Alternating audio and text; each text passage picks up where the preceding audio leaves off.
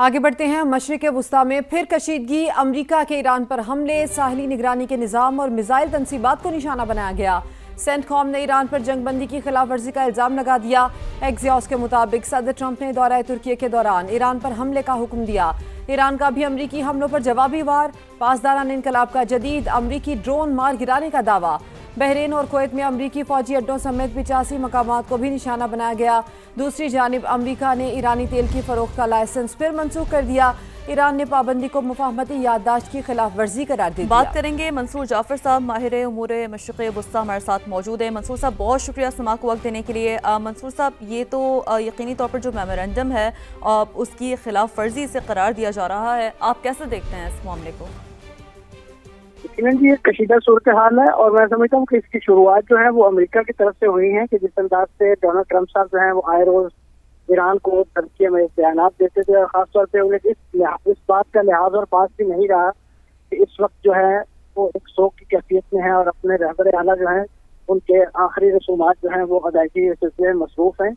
ऐसे में सिर्फ और सिर्फ उनके सर पर अब सवाल है कि उन्होंने किसी तरीके से ईरान को नीचा दिखाना है और उस सिलसिले में जो भी हरबा वो इस्तेमाल कर सकते हैं वो करेंगे। और उसके साथ साथ खासतौर पे आप मैं हुर्मुज़ का जो एक तयशुदा रूट था कि जिसको 60 दिनों के लिए ईरान में जो है वो खोले रखा है और उसमें कोई फीस भी चार्ज नहीं कर रहा है, उससे हटकर जो है वो बाज़ जहाज़ों को गुजारने की कोशिश की गई है, जिस पर वार्निंग शॉट जो है वो ईरान की तरफ से दिए गए हैं। इस वक्त ईरान समझता है कि उसकी जो सॉवरेनिटी है, जो उसकी टेरिटोरियल इंटीग्रिटी है, उसको वायलेशन, उसकी कोई भी वायलेशन जो है वो मुफाहमती याददाश्त की वायलेशन ख्याल की जाएगी और वो उसका जवाब देने का हक रखता है। लेकिन इसके साथ साथ मैं समझता हूँ कि इस वक्त ये जो कुशीदा सूरत हाल है, इसके बावजूद यदि जो इस वक्त अमरीकी इंतजामिया का खासतौर पे जो मौक़िफ़ है वो यही है कि वो मुज़ाकरात पे पीछे नहीं हटेंगे, मुज़ाकरात का मामला जारी रहेगा इसी कर्रों पर, जिसमें कभी ईरान जो है कोई नौयत की वायलेशन करेगा और कभी अमरीका जो है वो अपनी ताकत का इजहार करेगा। ये सिर्फ और सिर्फ ईरान की हद तक महदूद नहीं है, लबनान में भी यही सूरत हाल देखने को मिल रही है, जबकि फ़लस्तीन में गजा के अंदर भी यही सूरत हाल है कि वहाँ पे भी उनके जो इसराइली इंकर्जन जो है वो वहाँ पे मौजूद है और उसके नतीजे में इसराइल वहाँ पे फ़लस्तीनियों और लबनानियों का कत्लेआम जो है उसी अंदाज से जारी रखे हुए है। तो ऐसी सूरत में ये पूरा जो रीजन है, इसका जो पीस का एक फार्मूला जो क्लब किया गया था इसके अंदर, जाहिर है जब उस पर अमल दरामद नहीं होगा तो उसकी एक वायलेशन तो मौजूद है। तो ऐसी सूरत में जो दूसरा फरीक है वो भी किसी तरीके से रद्द-ए-अमल करने का हक रखता है और ईरान मैं समझता हूँ उसने अपने उसी हक का इस्तेमाल किया है। और इनके अभी जो चीफ नेगोशिएटर है कालेबाफ साहब, उनका जो स्टेटमेंट अभी एक्स पर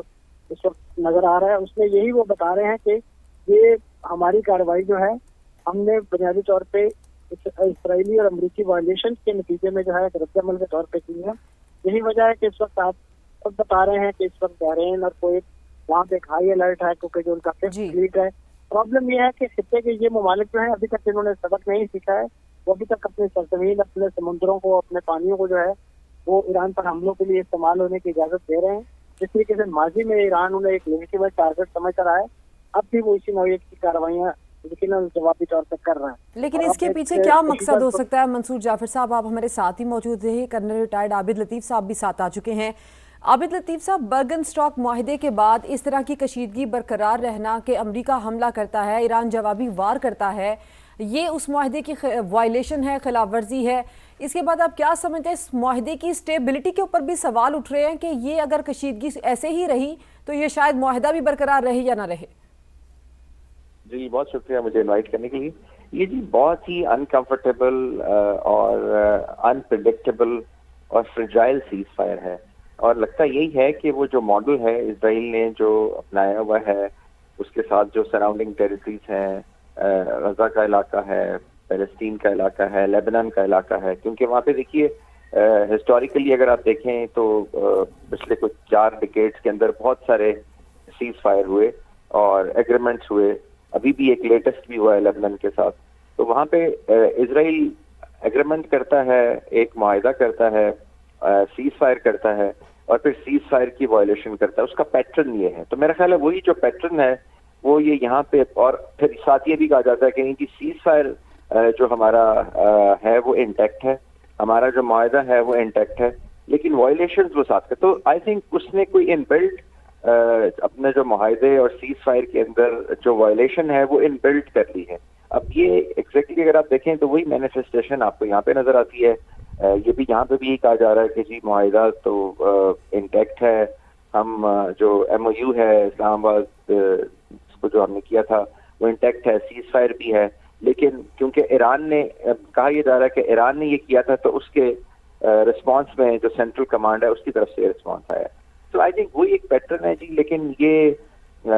بیسیکلی اگر دیکھا جائے تو یہ اگین کمپلیکسٹی ایگزسٹ کرتی ہے. اور یہ جو نتن یاہو کا جو کانسیپٹ تھا کلین بریک کا,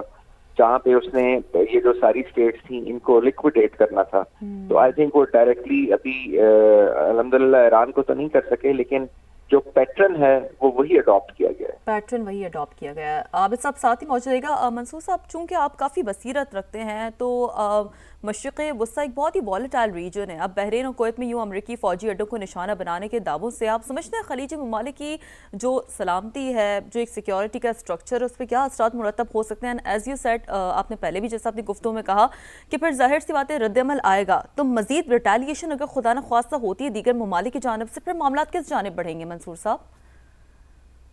دیگر ممالک براہ راست کسی ریٹیلیشن کے قابل ہوتے ہیں تو وہ پہلے جنگ کے مرحلے میں بھی کرتے ہیں. انہوں نے جو بھی کرنا ہے وہ امریکہ کے کندھے پہ رکھ کے کرنی ہے بندوق, اور امریکہ ہی بنیادی طور پہ ان کی اس وقت جو سیکورٹی پوزیشن ہے اس کو وہ گورن بھی کر رہا ہے, گائڈ بھی کر رہا ہے. تو یہ ایک لحاظ سے یعنی اس وقت بال جو ہے وہ امریکہ کی کورٹ میں ہی ہے, اور امریکہ ایک ڈیسیژن میکر ہے, اور اسی نے یہ ساری چیزیں جو ہے وہ کرنی ہے. ایسی صورت میں صرف اور صرف یہ لوگ تو اپنا جو ڈالر ہے, اپنا گرم اور دینار ہے, وہ امریکہ پر اس کے تحفظ کے نام پر لٹا رہے ہیں, اور یہی وہ چیزیں ہیں کہ جس کا اس وقت جو ہے سامنا ہے دنیا. ٹھیک ہے, اچھا, اور بالکل یہ بڑی امپورٹنٹ بات کی آپ نے منصور صاحب. عابد صاحب, میں چاہوں گی کہ آپ اس حوالے سے جو منصور صاحب نے بات کی ہے یہ بڑا ویلڈ پوائنٹ ہے کہ ظاہر سی بات ہے اس وقت جو بال ہے وہ امریکہ کے کورٹ میں ہے. تو عابد صاحب, اب آپ کو کیا لگتا ہے اب امریکہ آگے کیا مزید ظاہر رد عمل تو پھر ایران کی جانب سے ہم ایکسپیکٹ کر سکتے ہیں, اور پھر وہ جو آپ نے پہلے بات کی تھی کہ جو ایک پیٹرن ہے یہ ریپیٹ ہو سکتا ہے, تو پھر آپ کو کیا لگتا ہے عابد صاحب کہ پھر آگے معاملات کس جانب بڑھیں گے؟ یہ دیکھیے, بالکل, کیونکہ امریکہ ہی نے جو ایکسیپشنلزم ہے وہ اسرائیل کو گرانٹ کیا ہوا تھا, جس میں اسرائیل کچھ بھی کر لے وہ اس سے پوچھتا نہیں تھا. اور پھر جو امریکہ ہے وہ اس جو اسرائیل کی جو بھی وائلیشنز ہوتی تھیں, یا اسرائیل جس طریقے سے بھی جو اس کا بیہیویئر تھا اس کے اوپر کبھی بھی گارنٹی نہیں دیتا تھا, بلکہ اس کو